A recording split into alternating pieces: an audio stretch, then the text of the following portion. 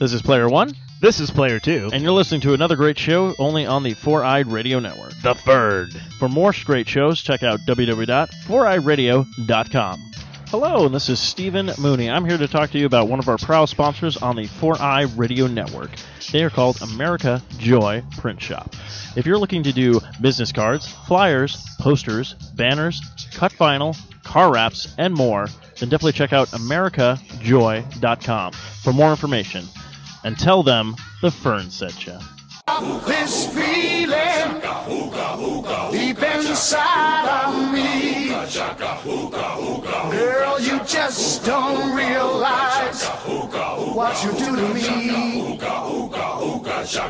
When you hold me in your arms so tight, you let me know everything's alright.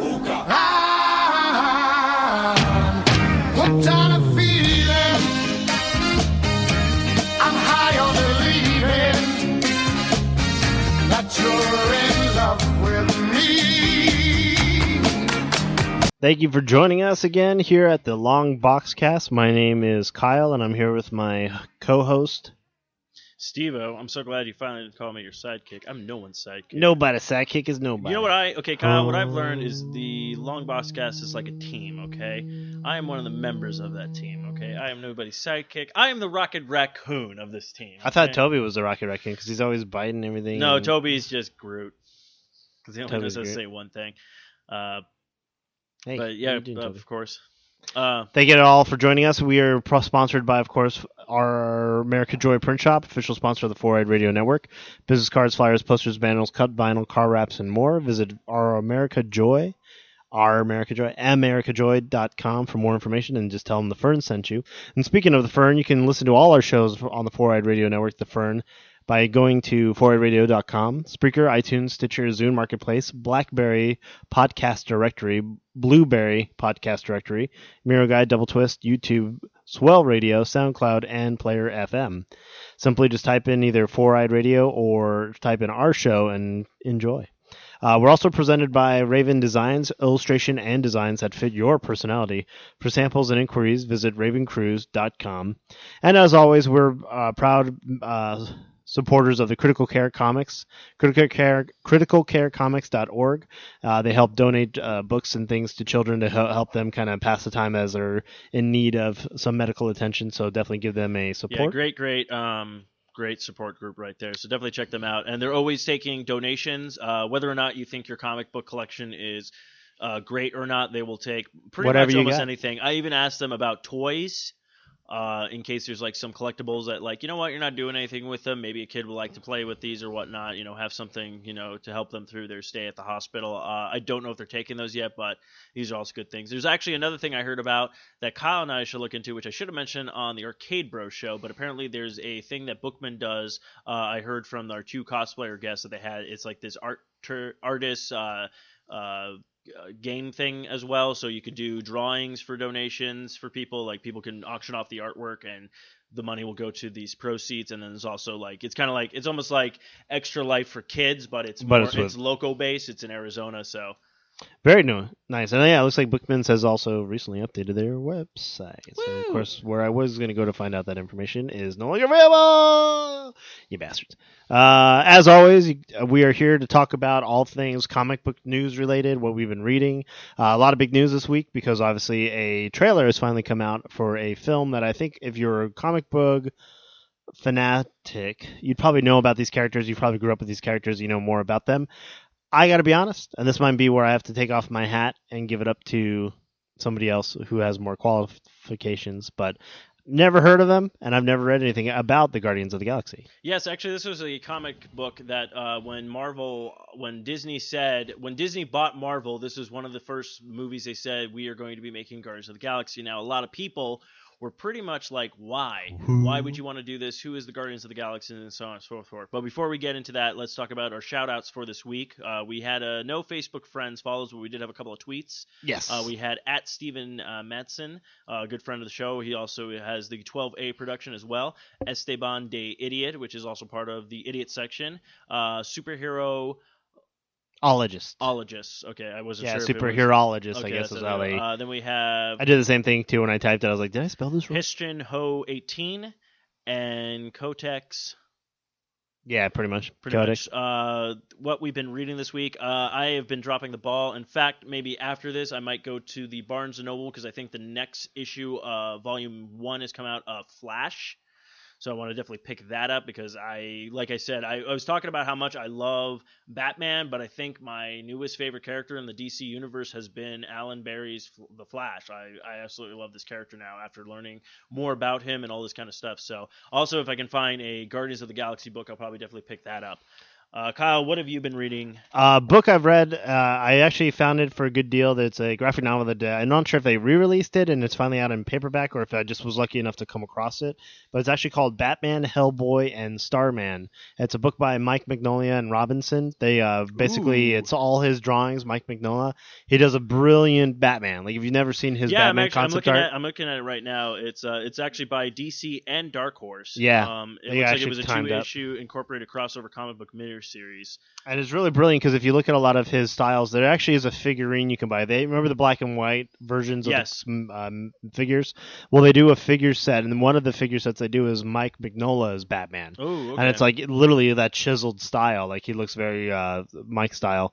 So definitely I picked it up. It's a good read. It's definitely a lot of fun. It adds to like the whole like the neo-Nazism party. It adds to Batman investigating some stuff. There's actually something dealing with the Joker in it. So it's really cool. And it's really cool to also see his style. Like I love his style. I love his style, yeah. And to see him take on a character like Batman, it's really genius. Like I really like how they do it. Hellboy, I would have to say, is what I really like. Don't get me wrong, I love the movies. I think the movies, they did a really well job with them. But if you read the comic books, like I think I have volume like 1 through 8. Yeah. And I'm still working on it because Hellboy is one of those things. It taps into a lot of stuff that I really absolutely love because I love the supernatural. I love like this kind of like thing, and I love the fact that it's like the Bureau of Investigation, basically. Paranormal investigations, and I just love the fact that it's like literally this character is from hell, and then all the different creatures they run into, and all these different characters, and it's just such a great.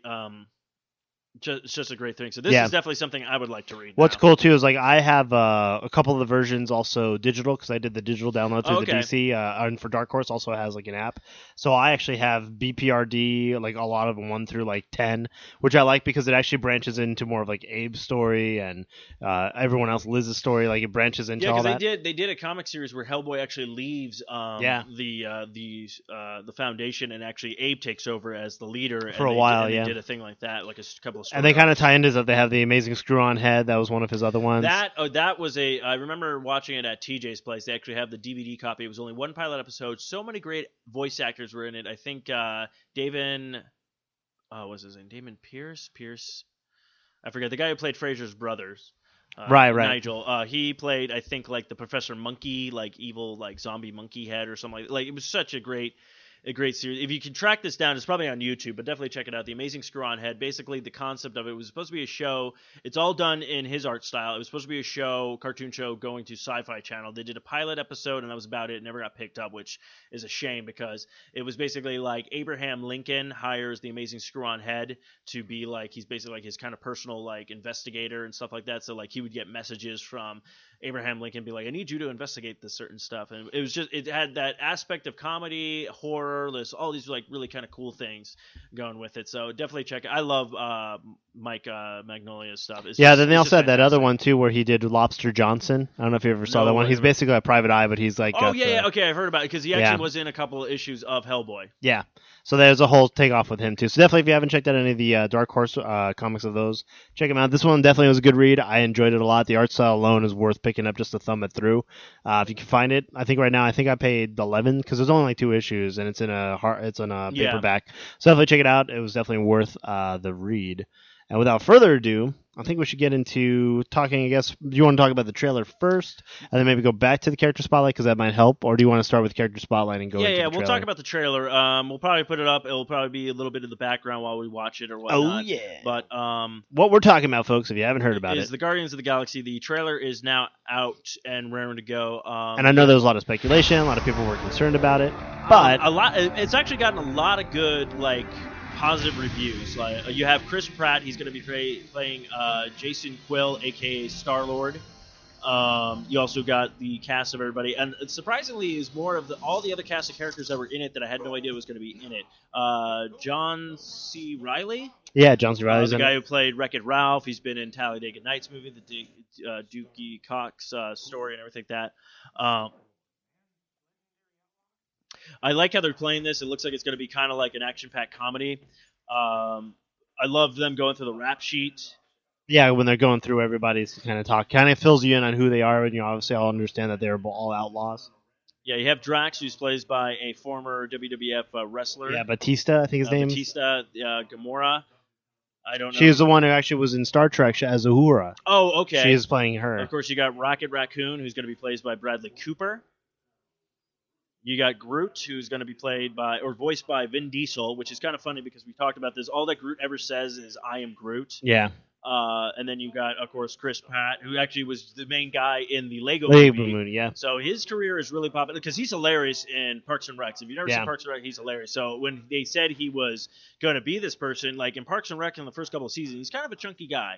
He lost a shit ton of weight and built up for this role. So yeah. But what's going on with the preview right now is basically they're all kind of in lockup. It's kind of going through showing you the characters. You kind of see like him, he's yelling at some guy for taking his headphone set.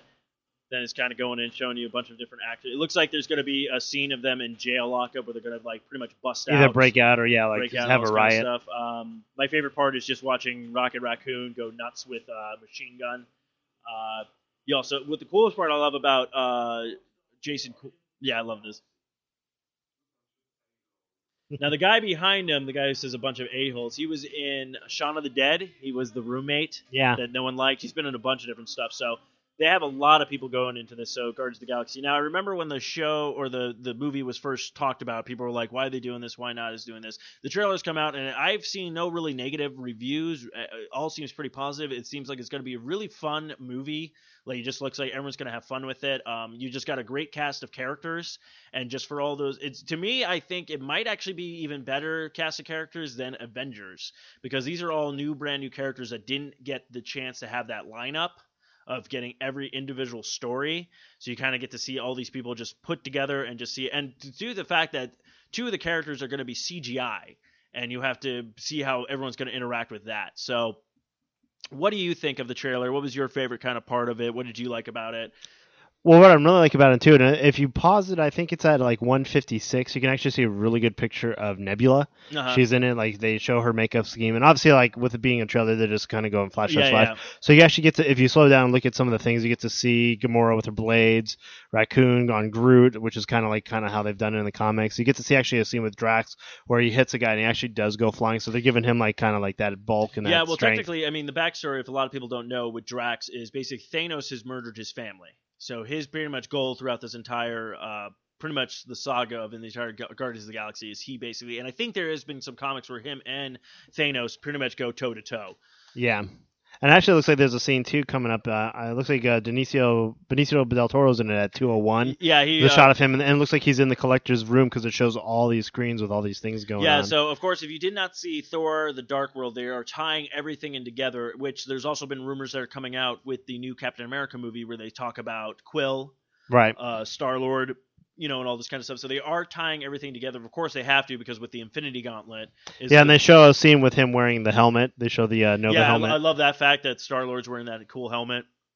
So I'm pretty impressed. Like, the riot scene alone looks pretty cool. Like, it shows like Groot like hitting a guy, and then it shows like I'm just kind of zooming it, like clicking it a little bit here and there to kind of see what they're showing. But yeah, basically it looks like a Prison Break. Pratt looks good. Like, it looks like he got really bulked up for it. It'll be interesting to see how they come together. And again, like I said, I've never read the comic of them specifically. I never went to the store and was like, oh, Guardians of the Galaxy. Only through like the other movies did I start learning about them and who they were. And I know that there's a whole other like timeline dealing with them. There's like the whole like multiverse. They start dealing into that. I think it kind of comes from, if you think about it, more like in DC, they have the infinite Earths. Yes. Like, there's all those Earths everywhere, and everyone's a little different and things like that. That's why you have all these crossovers like, a bad Superman, a good Superman, a Superman Well, who's underwater. technically, All these what things. they're doing is Marvel is putting all their universes together because technically, Guardians of the Galaxies actually takes place in a completely different, And that's kind of what I thought, yeah. like universe. But they're really tying, like Disney and Marvel are really tying everything together, which I think they're doing actually a beautiful job of it. Right, because that way, yeah, like all of it is all encompassing, and that's why I think is like you have to kind of do that at some point. Is like, if you had what's his name, like Mixoplex in a DC movie, like you'd have to go into that whole aspect of things. And then if you had like the Night Owl character who was like the Batman, and like if you want to tie into things, it gets a little convoluted and it actually gets really just insane if you really think about the whole idea of like multiverses over and over and over.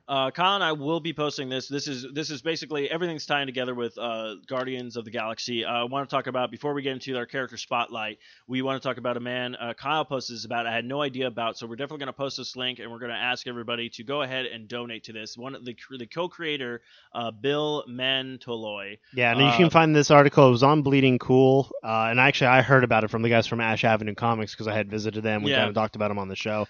Had posted a link to this guy, and it's almost kind of like the Bill Finger story, where it's like the guy comes out, creates some really cool characters. You're kind of like, cool, great, but you never really give it much thought afterwards. Yeah, afterwards. And unfortunately, what it is one of the creators of Rocket Raccoon. His name is Bill Mantlo. He was a writer. He was the co-creator.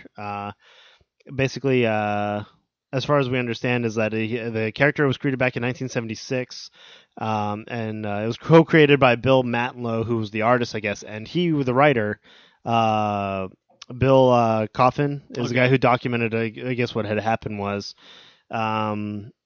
A few years ago, I guess Mantlo was struck by a car, hit-and-run driver. It looked like it was a hit-and-run driver. 1992. It was about 92, and he's suffered traumatic brain injury, so much to the point that he's been hospitalized and has all these bills and has really no understanding that his thing has gone off to become a huge success.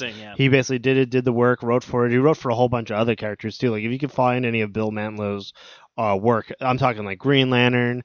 You're going to find stuff with Sinestro that he did. You're going to find stuff in DC, Marvel, like all the universes. You're going to find him in everywhere. That's the one thing I really like about the comic book community is like people will leave DC, go to Marvel, leave Marvel, back and go forth. to Yeah, back and forth. They'll either draw for both things. Heck, they might even go to Dark Horse for a couple of issues and different things. Exactly, because they just want to write. They just want to create. Yeah, they just want to write and they want to create. So, but yeah, we'll definitely post this thing. But definitely, there's a donation going on. Yeah, he also was co-creator of like Cloak and Dagger. He did stuff for the Hulk, for Rom, Rocket Raccoon, all these types of things. So there's a donate button on a page, and we'll send you the link to it, and we'll post it, obviously. Where basically you just donate. If you feel generous, you can donate for him. It's basically to cover the cost of their ongoing care. The donations are actually run by Bill's brother, Mike, and it's basically just to make sure he's well taken care of for the rest of his days. I want him to be comfortable. Yeah. It looks like he has like issues with, he's paralyzed. He has brain issues. Mm-hmm. He's almost, it's just very sad because obviously he was a brilliant-minded creator, really obviously, cool character. And look at this. It's like probably never in his longest life did he ever think that this would become a movie. Yeah, like, exactly. He never would have seen his character on the screen. And he might not even get to because of whatever his conditions he has. Like so we'll definitely put this up. I'm always supportive of this kind of stuff. I hate when this tragic things kind of happen to, and it's just, this is another reason why I'm kind of an atheist, because I'm like, why do good things happen to, bad things happen to good people, and pricks get well, see, that the beauty of it is too, is like with something like this is like you can be the hero. Like you folks at home can donate to this man and actually like, yeah, it sucks that this happened to him, but look what he gave you. He gave you Rocket Raccoon that now everyone's like thrilled about. So you could give him something, like you can help him out in a way, and then that way it's kind of coming full circle. So we always hope that in our time of need somebody would be there for us, and here we go, like it's his time of need. Where are those fans to help him out? So let's help, all pitch in and try to help him out. We'll support him and all that good stuff. So we'll definitely put the donation page up. We'll probably keep promoting this. Figure until definitely talk about the website and everything like that. But without further ado, I was the guy who got to pick the Steve got the character of the week, so I decided to go with Rocket Raccoon. Everyone's all like, what? So, AKA, I guess he goes by Rocket. Yeah. His first appearance was in Marvel Previews number 7 of summer 1967. Oh, yeah. The powers of Rocket Raccoon are possibly the normal attributes of an Earth Raccoon, including speed, which he been additionally amplified by his training, an acute sense of smell, sight, hearing, and touch. He's accomplished starship pilot, an excellent marksmanship, and with 2 laser pistols he carries, as well as having an affinity for heavy weapons. Right. He also is an excellent military tactics and leader attributes that help him take charge of Guardians of the Galaxy when Star-Lord is unavailable. Oh, neat. I'm guessing his weaknesses are anything that could kill us, normal Pretty bullets, much, yeah. you know, He's or fall, still you know, vulnerable. he's still Like, vulnerable. you get shot in the face and the he's story gonna hurt. behind the character was created by Bill Mantloy that we just talked about and Keith Griffin. Was actually inspired by a classic Beatles song called Rocky Raccoon, which includes a reference to the Gideon. The Gideon's Bible? The Gideon's Bible okay. in the Marvel Universe was a book that contained the sum and knowledge of the Loonies colony. Rocket Raccoon's first appearance was in Marvel, of course, preview number 7, summer of 1976. In his backup feature, The Sword in the Star, he was subsequently appearance in The Incredible Hulk number 271, May 1982. In 1985, he received his own 4-issue limited series, and afterwards to the first issue, Manilow himself, artist, that I guess he asserted that it was a character. The same character seen in previews. Penciled by Mike Mignola and inked by Al Gordon and Al Milgrom. Rocket appeared in the 1990 issue of Quasar, number 15. He later appeared in the issue of She-Hulk in 1992, number 44 and number 46, as a prisoner on the Skrull ship. And that's cool that they're all tying, like, again, it keeps tying itself back in. Rocket Raccoon was seen again in the 2007 Annihilation Conquest and Annihilation Conquest Star-Lord limited edition, their series spin-off, and involved the new volume of the Guardians of the Galaxy. He remains a regular member of the series cast until it was canceled with number 25 in 2010. He also appeared in a follow-up limited edition, the Thanos Imperative, along with the fellow Guardian Groot. Rocket starred in backup features of the Annihilators, number 1 through 4, March of June 2001, and the Annihilators Earthfall, numbers 1 through 4, September, December 2011. Rocket Raccoon, along with the other members of the Guardians of the Galaxy in issues number 4 and 8 of Avengers Assemble, a Syrian trilogy as the jumping on point for the fans of the film The Avengers. He appears prominently in Guardians of the Galaxy number volume 3 and part of Marvel Now relaunch. Also, a couple of side stories. Rocket Raccoon has also been featured in a few of the Marvel video games. One of his latest appearances was in Marvel Legos. He was actually a character you can play as, and he's voiced by John DiMaggio, the voice of Bender and Jake the Dog. And also, he's featured as a playable character in Ultimate Marvel vs. Capcom, which was basically the reboot where they added a couple of new characters. So Rocket Raccoon is a character in that. I was very surprised when they picked, of course, as everyone knows, Bradley Cooper will be playing Rocket Raccoon's voice and also, I believe, doing the motion capture for his face likeness. Oh, nice. The motion capture is actually going to be done by the director's brother of Rocket Raccoon. And also I found out that the director actually studied a bunch of raccoons to get most of the facial expressions, some of the stuff that he does. So he is going to have some of those attributes of a real-life raccoon. Really cool part is every time Rocket Raccoon has been featured in anything where he needed a voice, most people who voiced him gave him a Cockney accent. So I was very surprised when they picked Bradley Cooper, and Bradley Cooper decided to just do a regular voice for him. Right. So we'll see how that goes. But of that course, was so good. I'm looking at artwork right now too. If you get a chance, go ahead and just Google artwork by Rocket Raccoon. Mm-hmm. I see one here that was done by Mignola. It looks really sweet. I did see the one that you were talking about Scotty Young, and there's a guy by Clayton Crane did a really cool piece.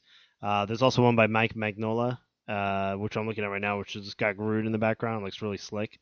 And then, of course, one of my favorite artists, Joe Madureira, actually does one with him and Gamora, and it's a really slick piece because it shows him like pencil it and then he inked it, and then of course like it's been colored recently and it looks really cool. And I think a lot of these artists are doing it for their promotion of the movie, so you can then I think try and buy them. Well, I just found my favorite picture. It's Rocket Raccoon on the back of Deadpool.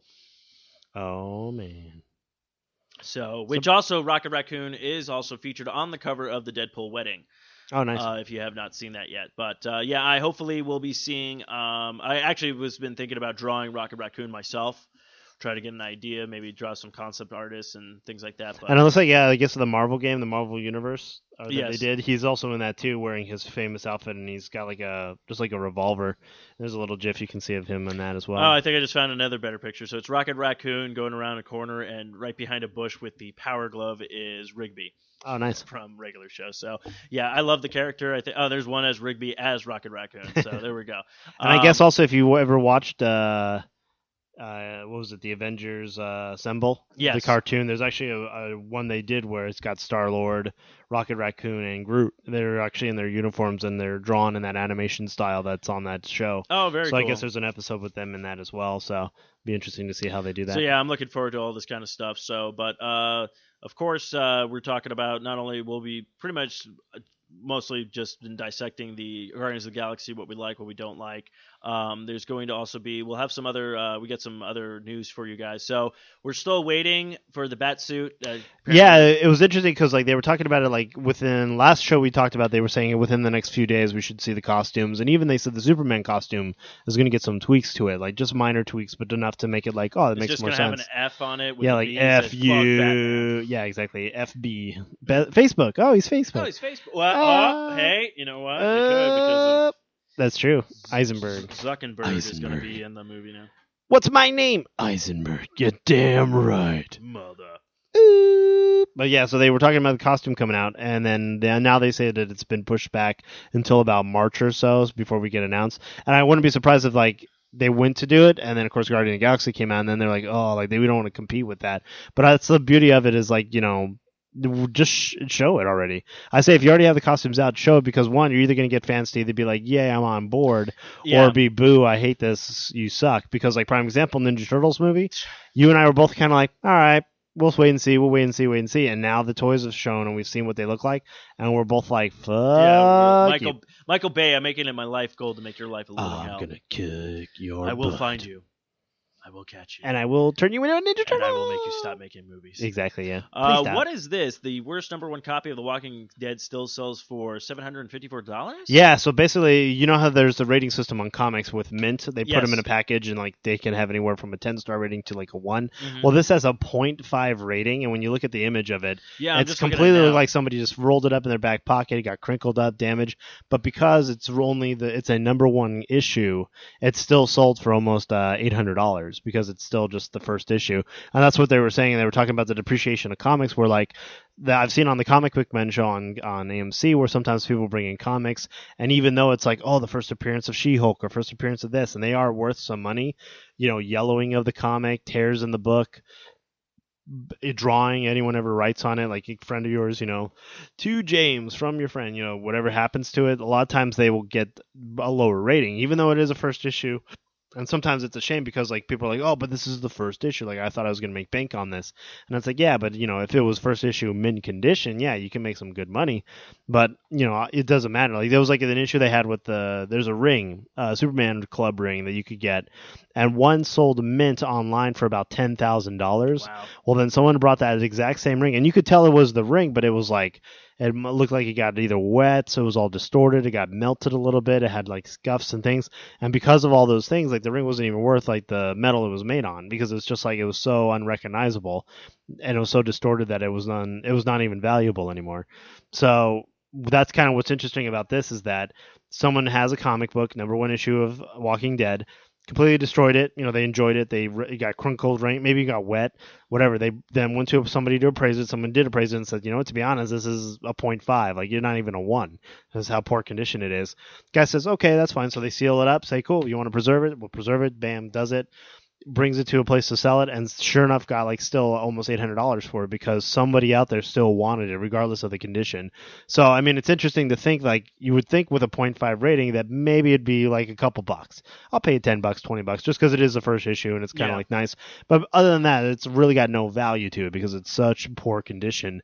But still, because there's so many fans out there now, and people who are just like, oh man, I want to have a copy of this, they're going out there and buying it. And I remember going to the store and buying a loose leaf issue. I think it was issue 4 or 5 of The Walking Dead, flipping through it and being like, yeah, it's not bad. I was like, I get it. It's kind of like this horror conflict. And I remember at the time it was weird because there was like 2 or 3 other zombie books out at the same time. It was like The Walking Dead was one and these other ones. And it wasn't until like a year or 2 later that they finally had the graphic novels out, and that's what I like to pick up. So I ended up working at Bookman's, and they had like all of them come in, so I could just check them out and like read them while I was, working there. And that's how I got caught up to. I think I only got caught up to about the prison and everything that happened at the prison. Then now I'm in the same boat with the rest of the folks at home when you're watching, going like, okay, who's this character? So it's cool though, because I like that because of the hype of the show, it's really picked up and it's made it even more popular. But it's just interesting to see how like something that is truly worth nothing, it actually has value because obviously there's enough people out there who enjoy it. Yeah, and I wouldn't surprise me if was a Preacher, since that got just Same picked thing. up by AMC, if those comics are going to go off. Going the to start shelf going now. off the shelf too. So, but yeah, one thing I noticed, of course, we were talking about all of the upcoming toy fairs. Yeah. Now this was an interesting one that I found toying around. Basically, this was from the Comic Book Resources. They were talking about, so most of the stuff they're showing was a lot of Marvel stuff. So they show, of course, Guardians of the Galaxy toys, which I think is funny. But one of the weirdest toys that I saw on Guardians of the Galaxy, and now I don't know if they just threw it in there just because they are own the toy line or something. the toy line or whatnot. But they have Nova. Right. Which is a Marvel character as well. He's featured right now in the Ultimate Spider-Man TV show. They're all teenagers though, but Nova is one of the characters on there. And yes, I know Nova does take place in the starting of the galaxy and stuff like that. They even looks like they have an Iron Man. Yeah, they even have the Iron Man Guardians of the Galaxy as well. So I don't know if this is just for them to get more toy sales or could be. Yeah, because I even see they got like masks and they even got the guns now. Yeah, they got the mask, which is cool. So they have the Star-Lord mask, but my favorite mask right now is the Rocket Raccoon one. I think it's freaking hilarious. Scrolling down more, they got Amazing Spider-Man toys that are coming out. A lot of the so they even got the blocks. Falcon out for the. They got the Falcon for the Captain America Winter Soldier. They have they got the ton new Transformers. Transformers Dinobots. as well. Optimus Prime looks a lot different. Yeah, he looks more of a slicker version of like the old school. But they and have the Dinobots don't look too bad. Dinobots look great. Look, I'm probably still going to see the movie because it's got the Dinobots in it and see whatnot. They have a whole bunch of new Star Wars toys that are going to be coming out as well. And then Joker though. Yeah, the Joker. This is also a prototype because they're still waiting for the Panda, but it's basically Heath Ledger Joker. Looks really good. Yeah, he's got like the blue jeans. They also have a bunch of toys that I don't know if they're just doing old school versions, but they got Marty McFly and Doc Brown. They have Snake from Escaping New York and all this kind of stuff. They also have some Goonie toys coming out, The Crow, some Nightmare Before Christmas, some Predator stuff. But the weirdest ones that I saw here was the Pulp Fiction toys, which I thought was funny. So they have Samuel Jackson, but the best one is the Gimp and the Bruce Willis toy put together. Oh, nice. Also, they have Rocketeer, Terminator. Now, these are all kind of old school, basic looking toys. Like, they remind me of the toys that we kind of grew up with when they were first coming out. They didn't really have too much opposable members or stuff like that. So I don't know if this is just like a classic or they're just showing off toys that were created and just never picked up or what's going on with that. So, but yeah, these are just some of the cool toys that were coming out. So I don't know. That's speculation again with all the toys. They're showing you all these things for Guardians of the Galaxy. Now I know they did that with Iron Man for the longest time. They gave you like Iron Man with all these different suits and you're like, he only wore 2 suits in the movie, but this is what they do to sell their toys. Of course, we've also been talking about the all-new Ghost Rider. Yeah, you were just mentioning it to me today, and I just saw the photo. So it looks like he gets a Fast and a Furious look. So he looks like he's kind of like in a racer suit, right? And it looks like his new vehicle is going to be a muscle car. Yeah, and I guess I was reading it too. Somebody right on the bottom said here, like it looks like Racer X from the Speed Racer, and then somebody else is like, oh, I don't like the looking of it. But then again, when you look up top, it's basically because number one, Ghost Rider, it's an all new rider. It's not it's not the Daredevil. This is somebody completely new. So which makes sense because then. they have done that before. Because obviously there's different writers. I mean, look at. As much as everyone hates the Ghost Rider movies, I did like the old school Ghost Rider that kind of teaches him a little bit of stuff and things like that because he's played by I forget his name, but the dude who narrated pretty much for Big Lebowski. Oh, right. That guy. So but yeah, so Ghost Rider's getting a new Ghost Rider, basically. There was also something in here that with a new Daredevil, too, yeah. Yeah, there's a new Daredevil, but before we skip over that, I wanted to talk about, you were talking about, I guess, Peter Parker is coming back. Right, so I remember, like, about 13 months ago, there was a big story, and it only made news because they were talking about how they were killing off a character. Yes. That tends to be only when news reporters really talk about when they're starting to kill off, like, Captain America or Superman. And so what happened with Spider-Man is that basically Doc Ock took over his brain, swapped their bodies because Doc Ock's body was dying on him. Yeah. And as far as we understood, it was like Parker was dead. Like he actually met Uncle Ben in like a lidded like cloudscape, and that was it. Like we thought, oh my god! And then this whole time, it was like Doc Ock's brain in Parker's body. Yes. And then like it was this whole weird thing where it's like, well, him and Mary Jane were hooking up and all this other stuff, and it was kind of like, okay, well, could that be considered almost like rape fantasy? Yeah. Like a lot of people were like really kind of weirded out by it. And so finally, like, they literally, and he said, like, the hardest thing that Dan Slott had to do, who was the writer, he got a lot of shit for it on Twitter. Like, a lot of people were, like, giving him, like, like, for a while. And he started, like, really hamming it up, being like, oh, yeah, like, like, I'm really threatened by you guys. Like, I made one of the best decisions, and now the book is actually all sold. And he said a good, valid point. A lot of people haven't really given a crap about Peter for years. Like, no one's really, like, oh, Peter Parker, no one really cared. Like, when they made him in Ultimates, they killed him in Ultimates, and no one really gave a hoot, and they made a new kid. And a lot of people liked the new kid because it was like, oh, cool, something different. Yeah. So he says, like, I thought it was a good move. So I guess what they're saying now is in the 13th issue, and he said the hardest thing he had to do is when kids would come up to him with, like, tears in their eyes and be like, did you really kill off Spider-Man? Like, is Peter Parker dead? And he'd have to look at them cold-faced and be like, yeah, I killed him. Like, that's it. He had to lie to these kids because he said, like, his plan was to always bring Parker back. Yeah. So that's kind of like where we're at now. It's like the 13th month. The issue is called 700, like, point, like, 4 or 5, I think is what the issue's number is. And they said that's actually when, like, it's going to come back. And they said, but there's going to be a twist to it where either, like, he's going to come back and Doc Ock's always going to be in the back of his mind. Or they're speculating that because of the events that Peter had done throughout the run of him being Doc Ock, like, he's going to have to now atone for some of those things, and obviously it wasn't him, so, like, how do you say, no, that wasn't me when it was, like, kind of thing. So we'll see how they go with that. So it'll be neat to see that's coming out hopefully sometime this, within the next couple months here. Yeah, probably either the next month or probably April issue. Of course, speaking of Spider-Man and everything like that, the new Green Goblin, people finally found stills of what he looks like, and I'm not too sure. It looks like he's painted his face green, and he's got the crazy hair going for the new Harry Osborn. Now, there's been, again, speculation with this, too. Everyone's been saying that they think that it's going to almost looks like William Dafoe, too.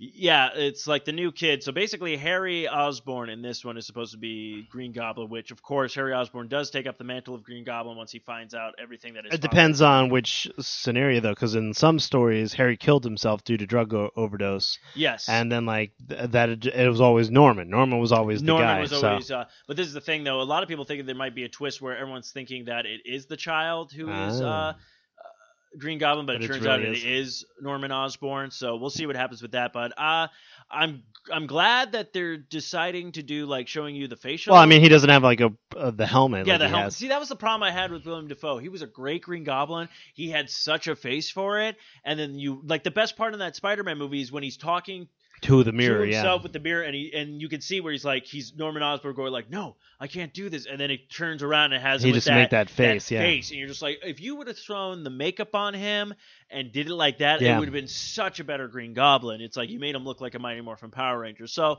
we'll see what happens. Well, I know there is a shot you can find of the Sam Raimi where they actually did try a makeup, like they did try a thing, and it actually did look slick. But what's also interesting, if you look at the mask that the Sam Raimi used for him, the helmet, then go look back at Army of Darkness. He has a gargoyle creature who picks up the girl. It's literally the same face. Like, so literally he was just doing what he knew.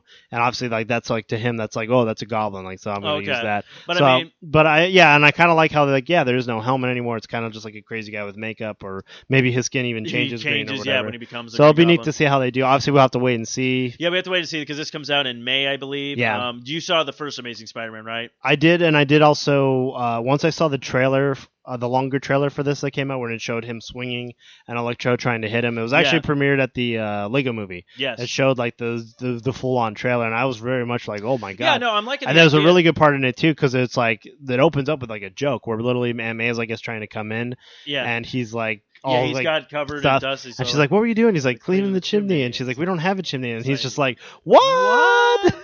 Yeah, well, this and is it's the like, thing. that's so good. It's funny because a lot of people are giving Andrew Garfield shit. They're like, I hate him as Spider-Man. And I think he did great because, don't get me wrong, I liked the Sam Raimi Spider-Man. So yeah, don't get me wrong, Tobey Parker was good.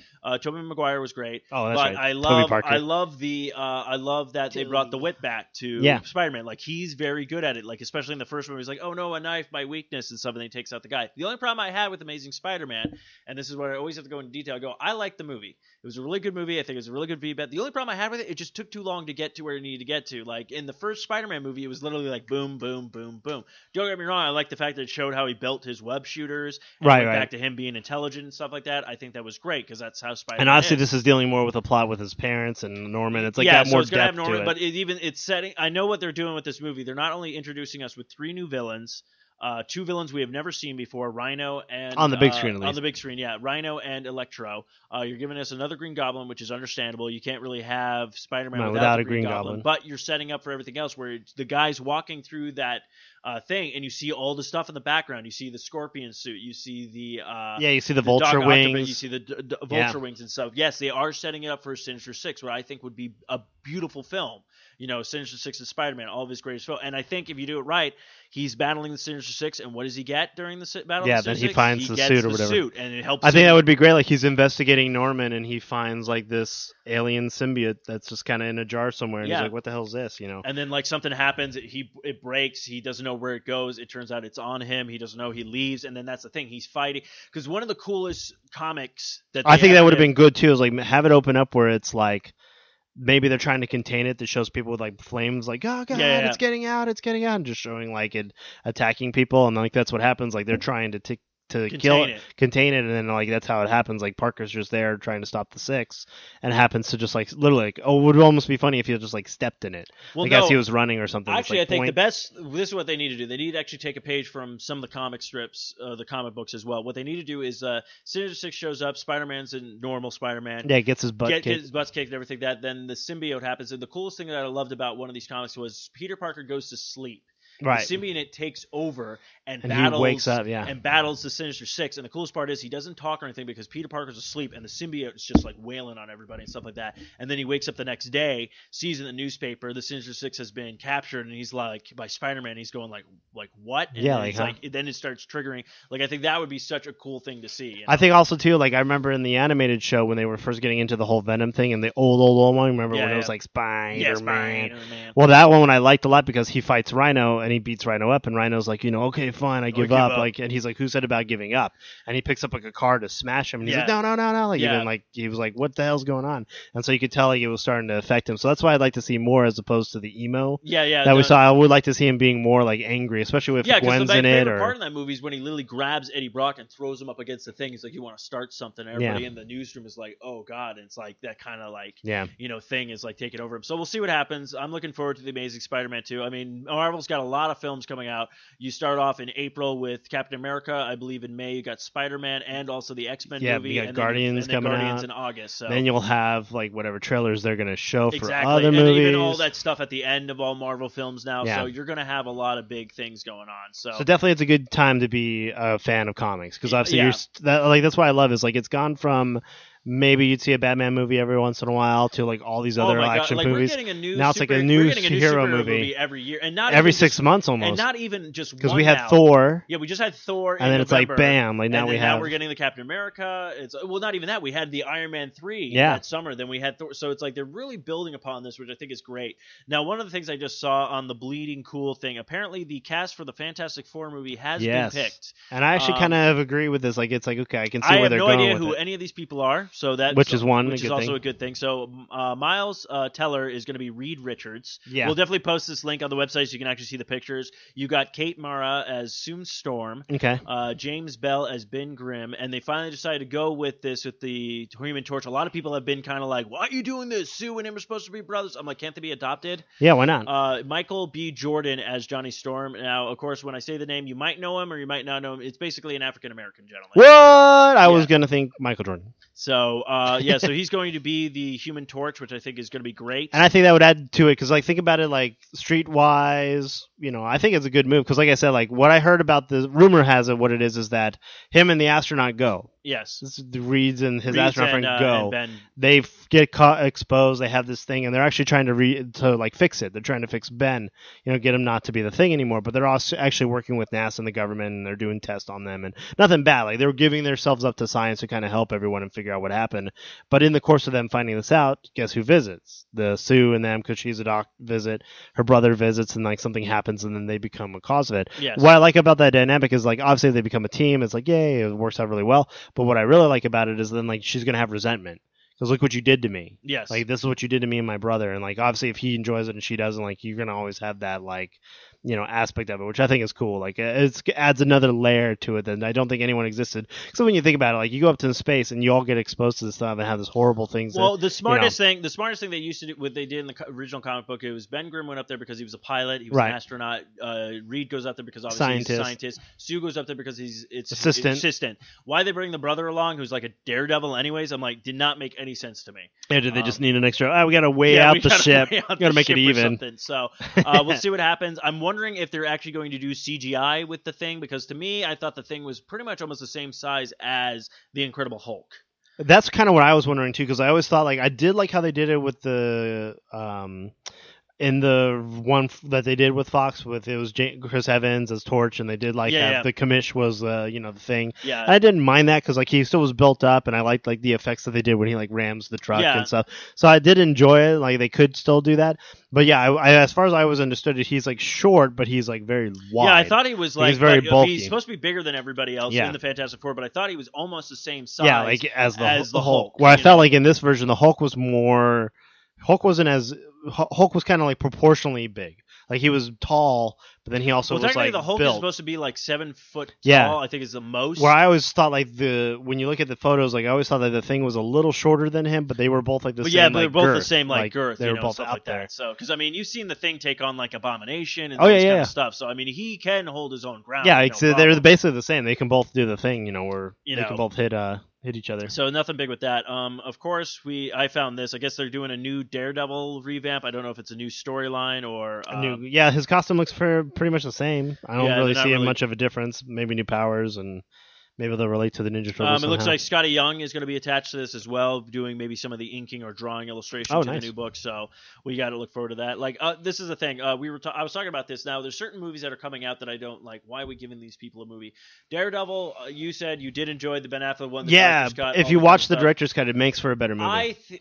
And no offense, I go, Daredevil to me, I've never felt needed a movie. This is one of those comic book characters that I felt that Netflix is doing a great job of actually giving it a series. I think it would do better as a series. Right. I feel a lot of heroes would do better as a series than a big motion picture. This is the same thing I feel about Ant-Man. I do not think Ant-Man needs his own movie. You could do Wasp and Ant-Man in a series. I really could care less about this character. I think Luke Cage getting his own series is going to be great. Iron Fist getting his own. These are things that you can build on and then move it into the movie. And then what I like about it is you can then tie it all in together with one another. Exactly, because they all live in the same area. It's all in the same universe. So those are just certain things that I feel like these should not be even Ghost Rider. I think Ghost Rider would be in a perfect series. Yeah, there would have been if it was because television. you could do a supernatural kind of thing. It's he every so often basically take the concept of the movie where he can only become the Ghost Rider at night. Right. Stuff like that. But during the day he can do other stuff. He's figuring out maybe he's does more detective work or whatever. Detective worker kind of thing, or even things happen during the day. Yeah, every episode shows him pulling into a town somewhere, and it's about him trying to find out what was this creature in this town or whatever. Stuff like that. He gets sent on mission. I think that would be a great series and stuff. And that's the same thing I feel with the DC universe is they are doing that.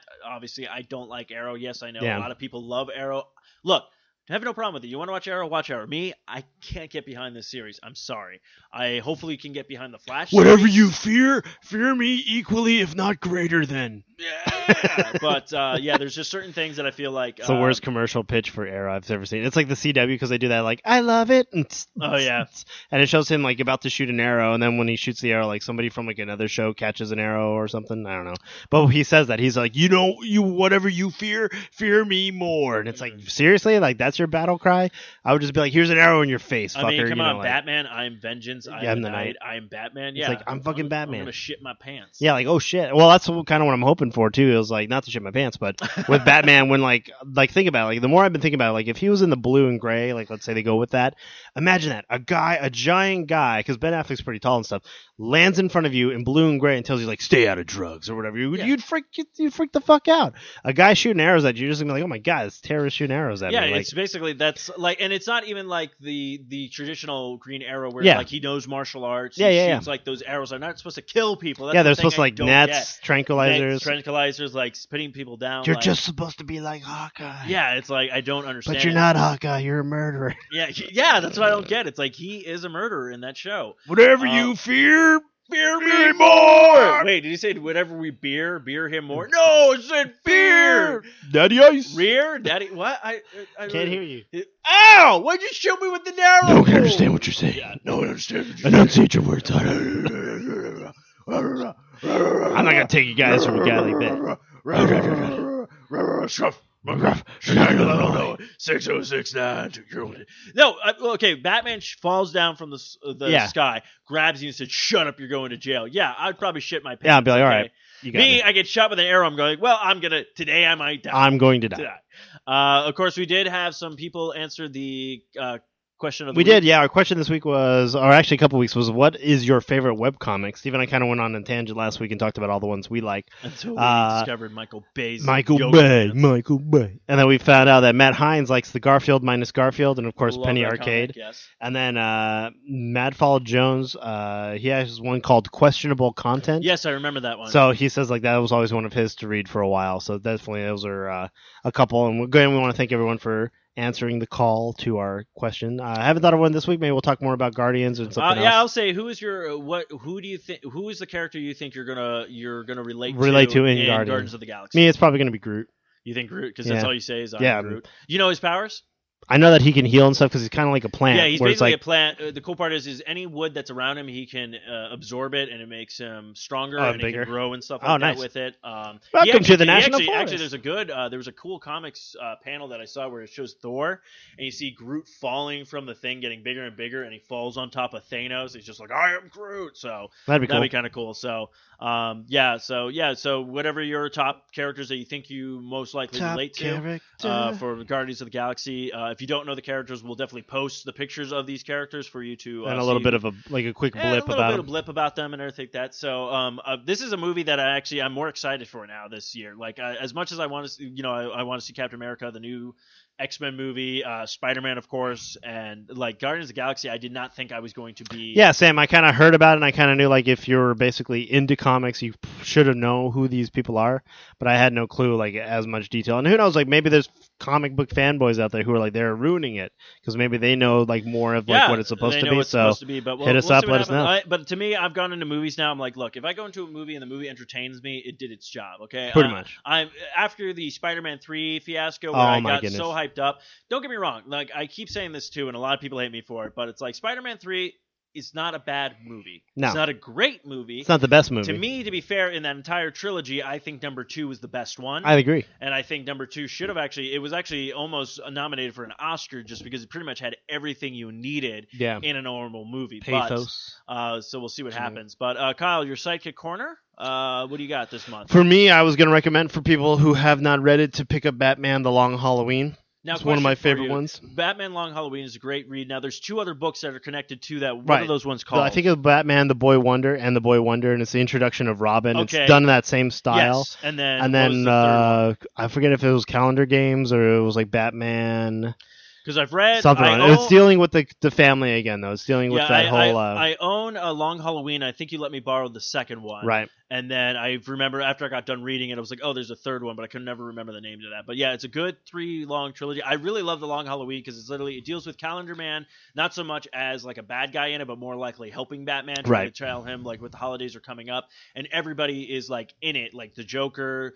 Even the cool part, you even think the Riddler's gonna get killed in it, and it turns out to be April Fool's Day. Right, like all these kind of things. So, a lot of cool stuff in that one. I really enjoyed that one. It was a really good. I actually gave even the unofficial intern Sammy recommended it too to people. She's like, you got to read Batman: The Long Halloween. Like, that's another good read to read, and it's a really long book too. That's actually Nightfall. Nightfall actually has 2 other ones attached to it. I only have the first volume. This is the introduction of Bane, and Bane breaks Batman's back.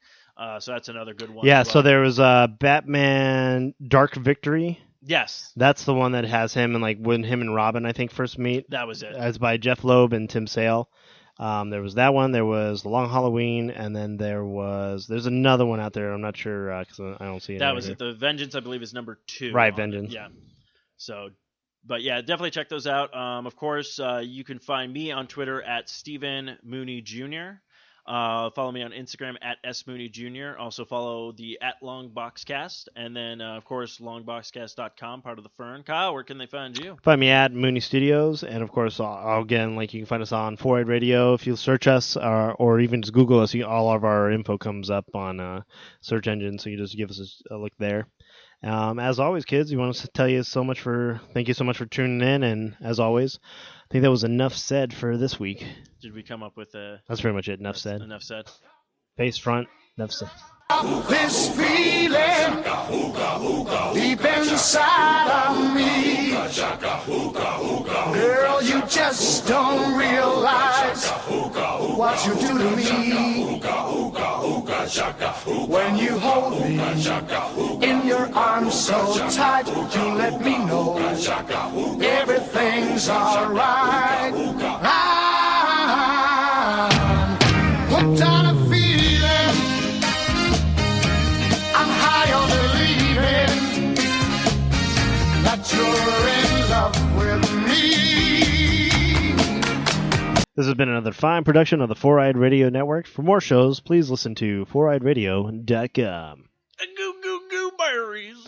You know what I fear? Being canceled.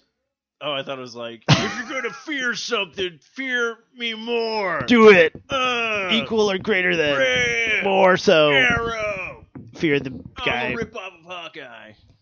Robin Hood.